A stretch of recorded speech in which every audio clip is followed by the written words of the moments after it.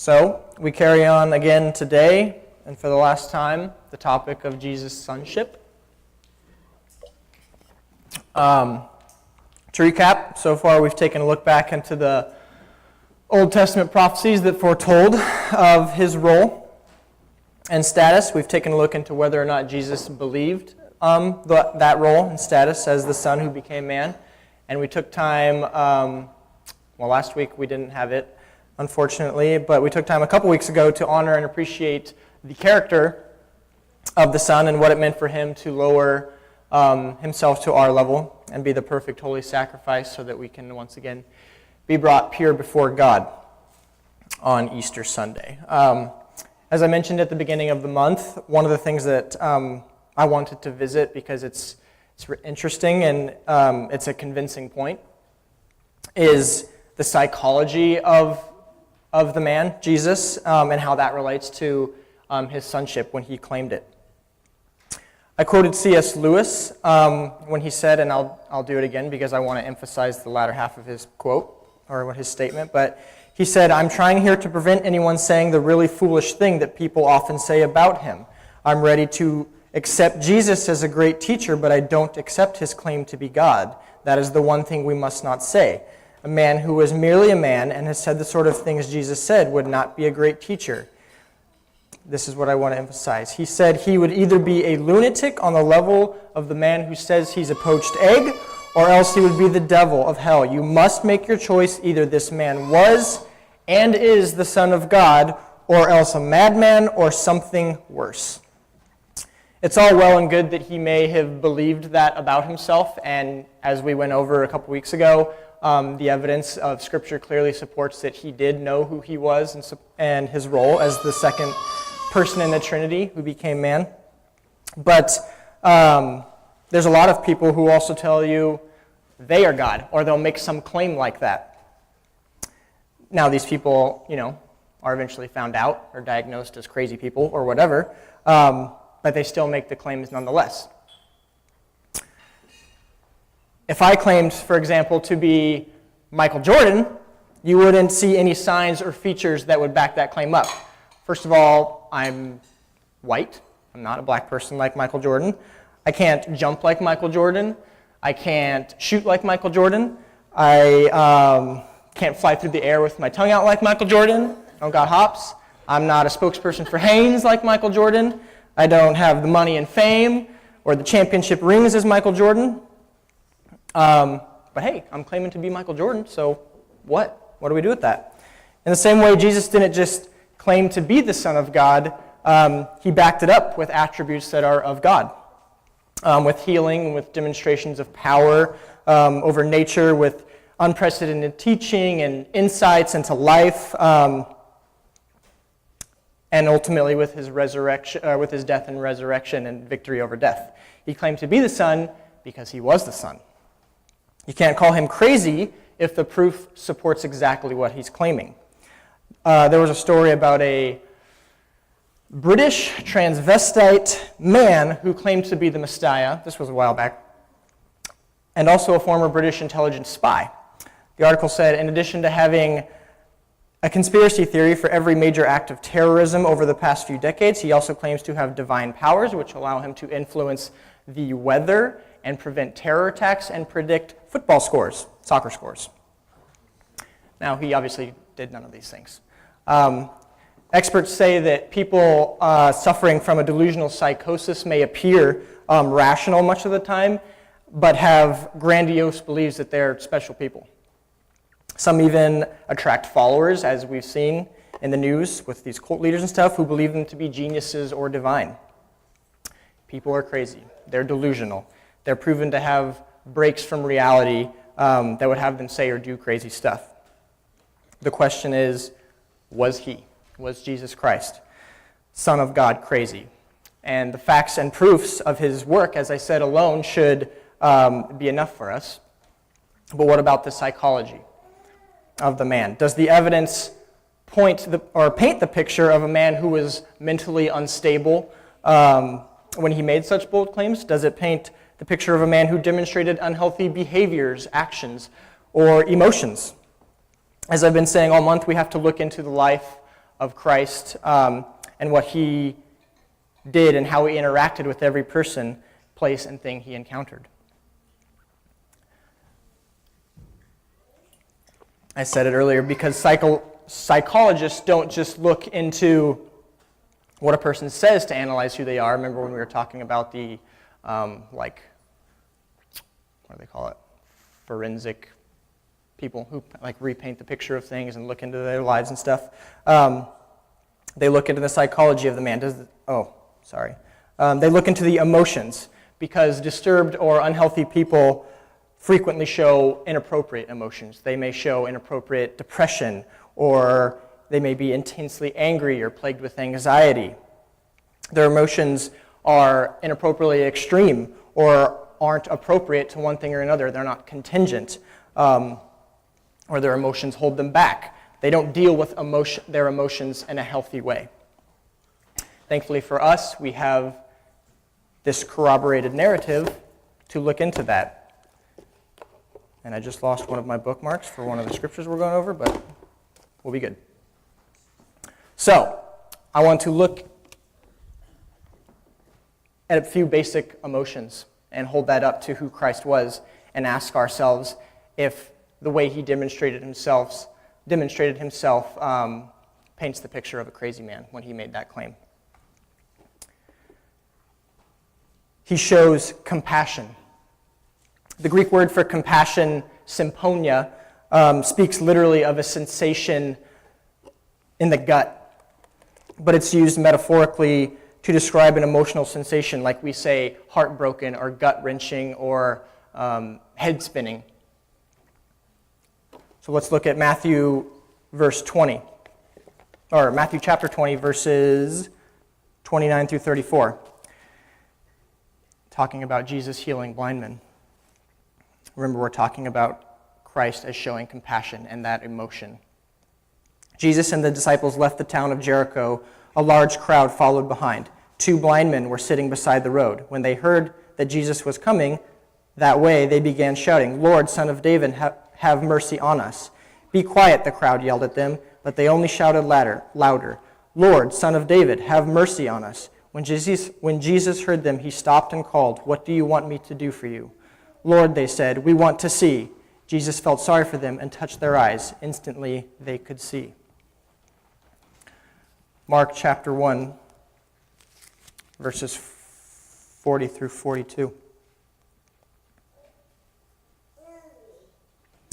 A man with leprosy came and knelt in front of Jesus, begging to be healed. "If you are willing, you can heal me and make me clean," he said. Moved with compassion, Jesus reached out and touched him. "I am willing," he said, "be healed." Instantly, the leprosy disappeared and the man was healed. Then Jesus sent him on his way. Mark chapter 8, 1 through 9. Jesus feeds the thousands. About this time, another large crowd had gathered, and the people ran out of food again. Jesus called his disciples and told them, "I feel sorry for these people. They have been here with me for 3 days, and they have nothing left to eat. If I send them home hungry, they will faint along the way, for some of them have come a long distance." His disciples replied, "How are we supposed to find enough food to feed them out here in the wilderness?" Jesus asked, "How much bread do you have?" 7 loaves, they replied. So Jesus told all the people to sit down on the ground. Then he took the 7 loaves, thanked God for them, and broke them into pieces. He gave them to his disciples, who distributed the bread to the crowd. A few small fish were found too, so Jesus also blessed these and told the disciples to distribute them. They ate as much as they wanted. Afterward, the disciples picked up 7 large baskets of leftover food. There were about 4,000 people in the crowd that day, and Jesus sent them home after they had eaten. Finally, Luke chapter 7. When Jesus raised the widow's son. Soon afterward, Jesus went with his disciples to the village of Nain, and a large crowd followed him. A funeral procession was coming out as he approached the village gate. The young man who had died was a widow's only son, and a large crowd from the village was with her. When the Lord saw her, his heart overflowed with compassion. "Don't cry," he said. Then he walked over to the coffin and touched it, and the bearer stopped. "Young man," he said, "I tell you to get up." Then the dead boy sat up and began to talk, and Jesus gave him back to his mother. Great fear swept the crowd, and they praised God, saying, "A mighty prophet has risen amongst us, and God has visited his people today." And the news about Jesus spread through Judea and the surrounding countryside. These are just a few of many, and I only picked a few because there's many, examples of Jesus' compassion. We don't see the picture of a man who lacked any sort of empathy for someone. He wasn't a sociopath who didn't care about people and just had that part of him missing. For people that were down or dead or sick or sad, just sad or hungry, he wasn't a sociopath. He didn't demonstrate those attributes that one would. In the same vein, he didn't let his compassion immobilize him. And I was thinking about, for those of you who've seen Inside Out, if you remember the character Sadness, and I know sadness is sadness, and we're not talking about compassion, but remember how Sadness, when she got sad, she fell on her face and had to be dragged around? That's what I was thinking about. Jesus didn't let his compassion immobilize him. It wasn't sadness, it was compassion. To get it into some perspective for us, we feel compassion all the time. A couple weeks ago when we were in Portland going towards the soccer game, on Burnside there's, I don't know what the whatever is, but there's all the homeless people, and there's the place they can go and to get fed and eat and stuff, but they're always just lined up out there. And we see panhandlers and stuff all the time. And we feel a certain way. Now, I'm not saying or making a statement that we should, at the drop of a dime, do everything in our power to change this situation or change that situation. But what do we do with our compassion? His compassion, his symphonia, was translated from feelings to actions. Acts and feelings of compassion like that are completely natural and healthy for an emotionally healthy individual. He was not lacking compassion. Christ demonstrated anger. Mark 10, verses 13 through 16. One day some parents brought their children to Jesus so he could touch and bless them, but the disciples scolded the parents for bothering him. When Jesus saw what was happening, he was angry with his disciples. He said to them, "Let the children come to me. Don't stop them, for the kingdom of God belongs to those who are like these children. I tell you the truth, anyone who doesn't receive the kingdom of God like a child will never enter it." Then he took the children in his arms and placed his hands on their heads and blessed them. Mark 3, 1 through 5. Jesus went into the synagogue again and noticed a man with a deformed hand. Since it was the Sabbath, Jesus' enemies watched him closely. If he healed the man's hand, they planned to accuse him of working on the Sabbath. Jesus said to the man with the deformed hand, "Come and stand in front of everyone." Then he turned to his critics and asked, "Does the law permit good deeds on the Sabbath, or is it a day for doing evil? Is this a day to save life or to destroy it?" But they wouldn't answer him. He looked around at them angrily and was deeply saddened by their hard hearts. Then he said to the man, "Hold out your hand." Heals his hand. John chapter 2, verses 13 through 16 in the temple. It was nearly time for the Jewish Passover celebration, so Jesus went to Jerusalem. In the temple area, he saw merchants selling cattle, sheep, and doves for sacrifices. He also saw dealers at tables exchanging foreign money. Jesus made a whip from some ropes and chased them all out the temple. He drove out the sheep and cattle, scattered the money changers' coins over the floor, and turned over their tables. Then going over to the people who sold doves, he told them, "Get these things out of here. Don't stop turning my Father's house into a marketplace." This is probably the most, common, at least here at Aletheia, example of Jesus demonstrating his anger. His anger was motivated by a zeal for God, a zeal for God's house, and directed toward the positive purposes of worship. It was a righteous reaction against injustice and blatant mistreatment of people. Christ didn't get, irrationally ticked off. He wasn't getting mad like we get mad because I have a distinct memory, I have to say it. One day when I was a kid, I just thought of this. But one day when I was a kid, my brother was going to get cereal, and I saw he was going to get cereal, and I was like, oh yeah, I need to get some cereal too. But I was quicker in doing it, and so I grabbed the milk, and it was the last bit of milk poured into my cereal, and my brother goes to get the milk, it's empty. He was pissed. He chased me into the garage, and then one of those. Jesus wasn't getting mad in this way. Aristotle said, anyone can become angry. That is easy. But to be angry with the right person, in the right degree, at the right time, for the right purpose, and in the right way, that is not within everybody's power, and it is not easy. How do we get angry? I get angry. Colin can talk about this because he's heard me. But I get angry when my favorite soccer team loses. You should see the text conversation between my brother or something. These people are worthless. They don't deserve anything. Blah, blah, blah, blah, blah. I get pissed when my soccer team loses. These are the reasons why I get angry, or, silly things. But Jesus showed exactly, and I'm not saying that's the only way I get angry, for the record. I get angry over legit things too. But Jesus showed exactly what a proper and healthy demonstration of anger looks like. As the Son of God, he was angry for God.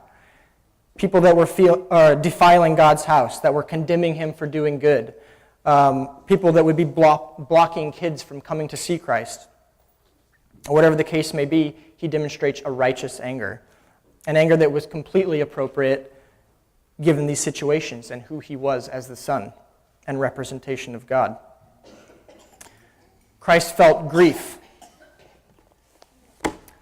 Luke 13, verses 34 to 35. O Jerusalem, Jerusalem, the city that kills the prophets and stones God's messengers, how often I have wanted to gather your children together as a hen protects her chicks beneath her wings, but you wouldn't let me. And now look, your house is abandoned. You will never see me again until you say, blessings on the one who comes in the name of the Lord. Luke 19, 41 through 44. As he came closer to Jerusalem and saw the city ahead, he began to weep. How I wish today that you of all people would understand the way to peace. But now it is too late, and peace is hidden from your eyes.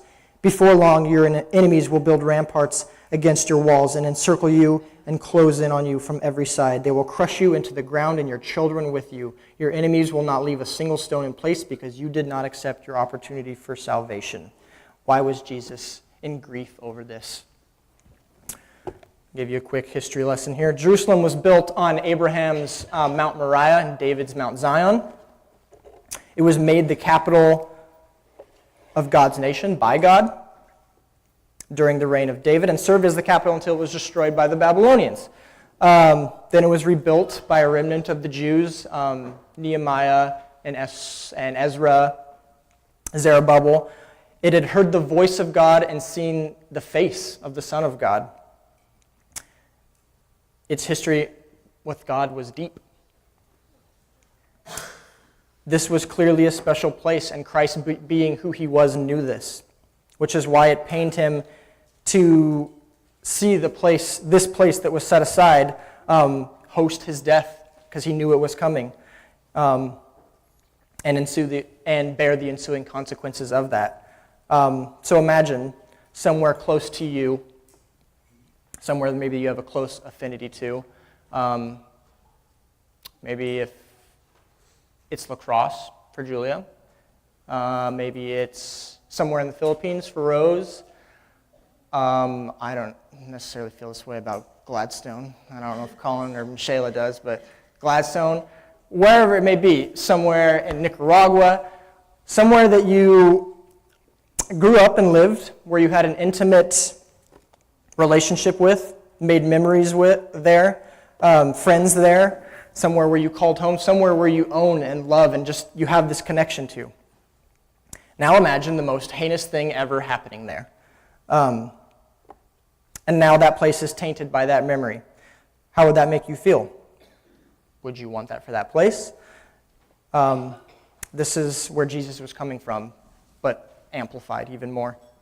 He knew what Jerusalem was supposed to be, what it was meant for by God, but now came the time for its destruction, for his rejection. and he wept over this. His grief was completely understandable considering his context and knowledge. In Matthew 26 in the garden, we talked about it a couple weeks ago, so I'll spare you again, but he says that his soul was crushed with grief beyond death because of what was going to happen, what had happened with his betrayal. In John 11, when he raises Lazarus from the dead, he wept at the death of Lazarus. There's some speculation if he was weeping at the death of Lazarus or because of Martha and Mary. But the point is, he was disturbed in that moment. He was, chapter 11, verse 33 says, he was greatly disturbed in spirit and deeply moved. Again, this is a healthy emotional reaction from a person. It's not normal to start a gut-busting laugh when we see someone in pain or grieving. That would be weird, right? We can all agree on that. But what is normal is to feel grieved yourself because someone you care about is grieving. So it's normal and healthy for us to feel grieved with that person. And we see Christ demonstrate this emotion multiple times. John 13, verse 21, he grieves over knowing that Judas will betray him despite the love and relationship he invested in him. I'll use myself. I'll just keep trampling on myself to put it in perspective for you guys. But when we grieve, or when I grieve, this is a real story, again. A couple weeks ago, I was looking for this R2-D2 toy. It was part of the Star Wars 40th anniversary thing. They released a cool wave of toys with original packaging, super cool collector's items, okay? I was on the hunt. I love a good toy hunt. Couldn't find it. I found out that they were only putting one toy per case, one case per store. Not all stores. Super hard to find, okay? Finally stopped. It was the end of the week, and I stopped at the Milwaukee Collectors Mall, which is by Things from Another World. Cool place. You guys should go there sometime. There's one particular toy guy there that rents out a booth and buys things and sells them, consigns all his stuff. He had it. I was like, what? I found the toy. But he marked it up 250%. So I found it. I found the toy that I had been so desperately hunting for, but my integrity just wouldn't allow me to buy that toy. So I was bothered. I called my brother because he was looking for it too, and I was like, dude, I found it, but this, and this, And then and then we were talking on the phone, and I was like, man, I'm really bummed out right now. Whatever. These are the reasons we grieve. We grieve over legit things too, but come on, that was an actual feeling I had. I was bothered that afternoon that I could not get that toy because I couldn't spend $45 on a stupid toy. That's how much it was.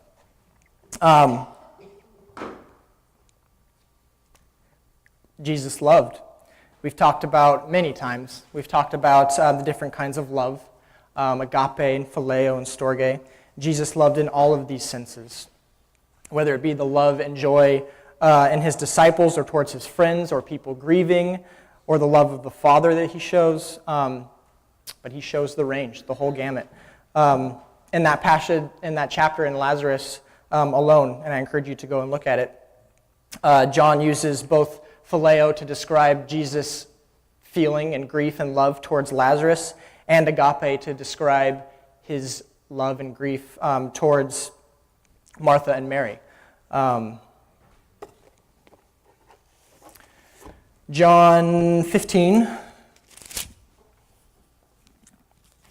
verse 9 through 17 says this in regards to Jesus' love.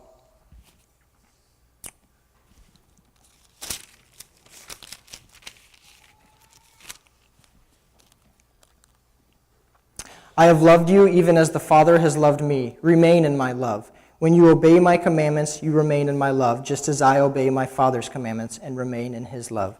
I have told you these things so that you will be filled with my joy. Yes, your joy will overflow. This is my commandment. Love each other in the same way I have loved you. There is no greater love than to lay down one's life for one's friends. You are my friends if you do what I command. I no longer call you slaves because a master doesn't confide in his slaves. Now you are my friends since I have told you everything the Father told me. You didn't choose me, I chose you. I appointed you to go and produce lasting fruit so that the Father will give you whatever you ask for using my name. This is my command, love each other. There's no debating that Jesus loved. His death and sacrifice is the pinnacle of it, and we talked about that. So I asked, does a mentally unstable person love like this, where they're willing to die for someone to this degree, and the way that he showed it? I don't know, not that I've ever seen. We see the evidence of his sonship through the psychology of his thought process. People with psychological difficulties may have thinking disorders, and they can't carry on a fluid conversation. They'll jump to conclusions, or they're irrational. We don't see this in Christ. He spoke clearly and powerfully and with grace and elegance. He spoke in unprecedented ways towards human nature. Just read the Sermon on the Mount. He talks about the law and prayer and loving and giving and anger and revenge and money and so on. At the end of that Sermon on the Mount, Matthew records this. When Jesus had finished saying these things, the crowds were amazed at his teaching, for he taught with real authority, quite unlike the teachers of religious law. We don't see the evidence of a crazy person in the way he taught and the way he spoke. We don't see the evidence of a crazy person or someone with unhealthy emotions or interactions socially. Another sign of mental health issues is unsuitable behavior like dressing oddly or being unable to, be in society and relate to others. As I said earlier, Christ was of no distinction than you or I. He dressed normally. He was a common carpenter. His humanly behavior was right in line with what was going to be expected, or should be expected. And he had lasting and impactful relationships with people of all walks of life. Fishermen and taxmen and soldiers, women and children, slaves and masters and kings. He wasn't overly reserved or shy or the contrary. He wasn't crippled with paranoia, even though he knew what his fate would be, rejected and betrayed and alone and killed. Despite this, he still went out and ministered and taught and discipled and loved all of it. I want to read another piece from the book that we're sort of using as a backdrop, I guess, Case for Christ.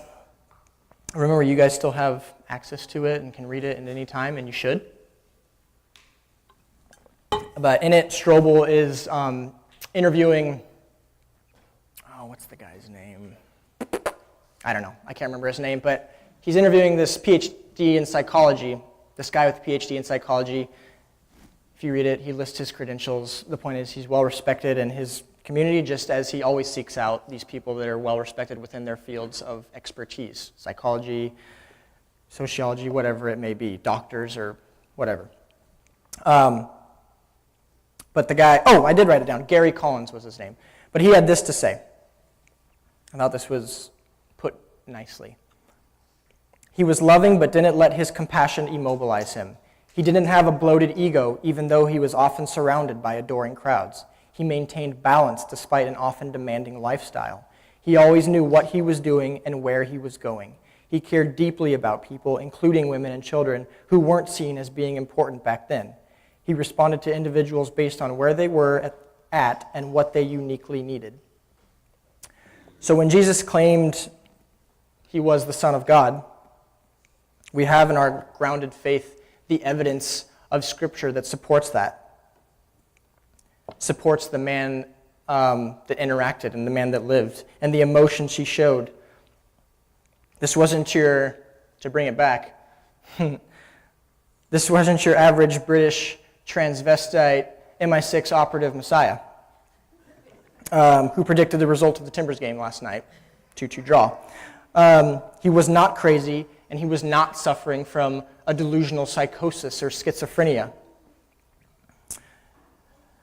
Church historian of the 19th century, Philip Schaff, said, "Is such an intellect clear as the sky, bracing as the mountain air, sharp and penetrating as a sword, thoroughly healthy and vigorous, always ready and always self-possessed, is such an intellect liable to a radical and most serious delusion concerning his own character and mission? By all accounts, this was a man much healthier and adjusted than anybody that I know, more than me, certainly. And because of this, we don't call Christ a lunatic or a crazy person on the level of a man who says he's a poached egg. We don't call him a madman.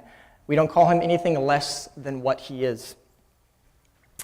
Christ's sonship demands attention and respect and honor and glory, and we should be ready to defend him on the basis of it and on the basis of who he showed himself to be as the divine Son who became man. So I ask this to discuss. Is examining this aspect of Jesus worthwhile to you? The way he interacted, the emotions he showed. What parts of Jesus' psyche do you find the most convincing in regards to who he is and who he claimed to be? How do your emotions and reactions towards things compare to how he would have reacted and did react? And finally, as the eternal Son of God, is Jesus' life, emotions, actions, reactions consistent with who God has shown himself to be throughout history? These are the things we should discuss. Thanks, guys.